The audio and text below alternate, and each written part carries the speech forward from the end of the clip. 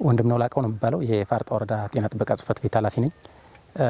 አገልግሎት በምንሰጥበት ወቅት ከፍተኛ የሆነ የመድኃኒት እጥረት ሆስፒታል ላይ አገልግሎት ለመስጠት እየተቸገርን ስለሆነ በወረዳ በጀት በዚህ ዓመት የማህበረሰብ አቀፍ መድኃኒት ቤት እንዲገነባ በመወሰናችን ምክንያት 4.2 ሚሊዮን ብር በጀት ተመድቦ ግንባታ የጀመርንበት ሁኔታ ነው ያለ። በተጀመረ በአጭር ጊዜ ውስጥ አሁን እዚህ የሚታየውን ቁመና ላይ ደርሷል ማለት ነው ግንባታው።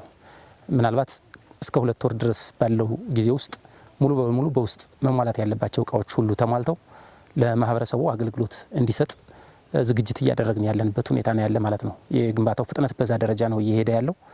4.2 ሚሊዮን ብር ተመድቦለት እስካሁን ወደ 2.6 ሚሊዮን ብር አካባቢ የሚሆን ወጪ ተደርጎበታል ማለት ነው። እስካሁን ይሄ ግንባታ ለግንባታው አገልግሎት ያልዋሉ የተገዙ ማቴሪያሎችን ጨምሮ የወጣው ወጪ ነው። ይሄ ሙሉ የብሎኬት የተገዛበት ሁኔታ አለ፣ አሸዋ የተገዛበት ሁኔታ አለ። ገና ግንባታው ላይ ያላረፉ ግን ደግሞ ማቴሪያሎች ተገዝተው የተቀመጡትን ጨምሮ ከ2.6 ሚሊዮን ብር በላይ ወጪ የተደረገበት ሁኔታ አለ ማለት ነው። ሙሉ አገልግሎት እንዲሰጥ በውስጥ የሚያስፈልጉ ማቴሪያሎችን ሁሉ እንደ መድኃኒት መደርደሪያ ሸልፍ ግዥ ለመግዛት ሂደት ላይ ያለንበት ሁኔታ ነው ያለ ማለት ነውና ከፍተኛ የሆነ የመድኃኒት እጥረቱን ይቀርፍልናል ብለን የምናስበው ግንባታ ነው። ይሄ በወረዳ አስተዳደሩ በኩል በቦርድ የሚመራ ነው የሚሆነው። በየጊዜው መድኃኒት በቦርዱ አማካኝነት እየተገመገመ እየተገዛ የሚቀርብበት ሁኔታ ነው የሚኖረው። ደብረ ታቦር ላይ ያለውን የመድኃኒት እጥረት በእጅጉ ይቀርፋል ተብሎ የሚታሰብ ነው።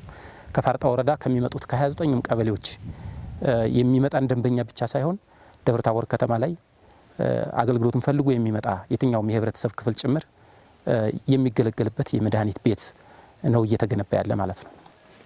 ኦኬ ግንባታው እንግዲህ የመድኃኒት ማደያ ክፍል ብቻ አይደለም ያለው፣ ብዙ ሌሎች ክፍሎች አሉት። ዋናው የአገልግሎት መስጫ ክፍል ወይም ደግሞ የመድኃኒት ዲስፐንሰሪው አለ ማደያው ማለት ነው። የባለሙያ ማደሪያ ክፍል አለው።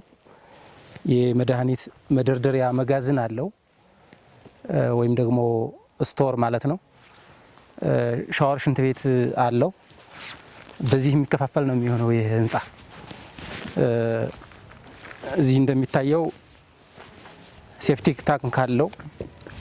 ማልበስ ነው የቀረው ሴፕቲክ ታንኩ።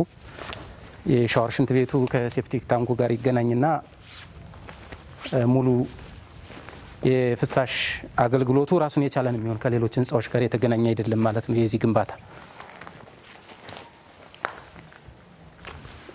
ሙሉ በሙሉ በባለ 14 ብረት ነው የተሰራው። ፎቅ ጭምር መሸከም የሚችል አድርገን ያወጣ ነው።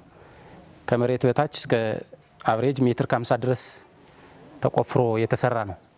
ከሜትር ከ50 ጀምሮ ነው ተገንብቶ የወጣው። ፉቲንግ አለው፣ ወደ 9 ፉቲንግ አለው ይሄ እና ሙሉ በባለ 14 ብረት ነው ቶፕ ቢሙ ሁሉ የተሰራው ማለት ነው። ደረጃውን የጠበቀ ነው፣ ጥራቱን ጠብቆ ነው የተገነባው። እንግዲህ አልቆ አገልግሎት ሲጀምር ደግሞ የምናየው ይሆናል ማለት ነው በአጭር ጊዜ ውስጥ።